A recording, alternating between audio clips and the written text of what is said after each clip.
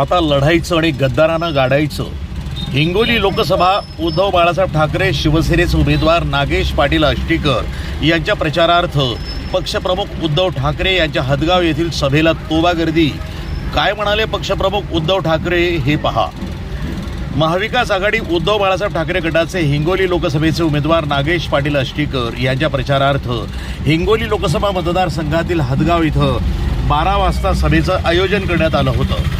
यावेळी माजी मुख्यमंत्री पक्षप्रमुख उद्धव ठाकरे यांच्या सभेला मोठा जनसमुदाय जमला होता.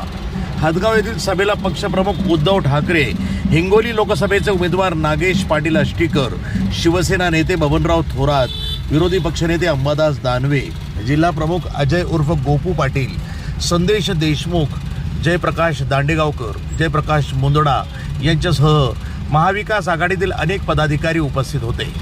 उद्धव बाळासाहेब ठाकरे यांच्या सभेला मोठा सभामंडप टाकण्यात आला होता. हजारोंच्या संख्येनं शिवसैनिक उद्धव बाळासाहेब ठाकरे यांचे विचार ऐकण्यासाठी आले होते.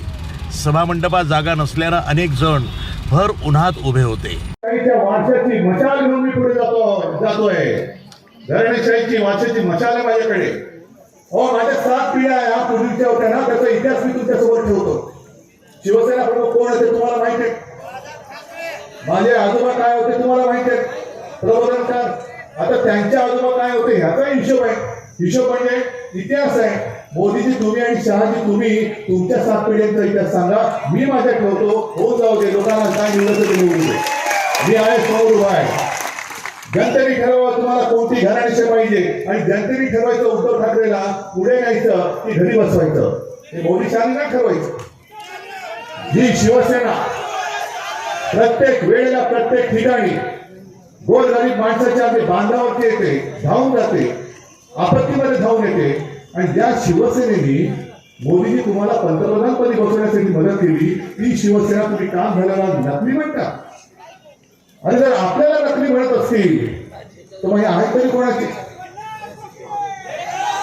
आणि हा जो मी विचार जो शेतकऱ्यांनी मला सांगितला माझ्या मनात तो भेटला की शिवसेनेचा 7-12 ह्यांनी त्या गद्दारांच्या नावावर केला, माझ्या शेतकऱ्याचा केला आणि सगळ्या यंत्रणा ह्यांच्या हातात ठेवल्या तरी जातील कुठे.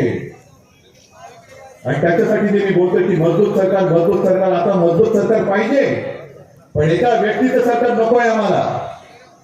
एक व्यक्ती म्हणजे हुकुमशाह नाही. आम्हाला मोदी सरकार नको आहे. आम्हाला भारत सरकार पाहिजे. हे सरकार माझ्या देशाचं नाव हे भारत आहे. भारत सरकार पाहिजे.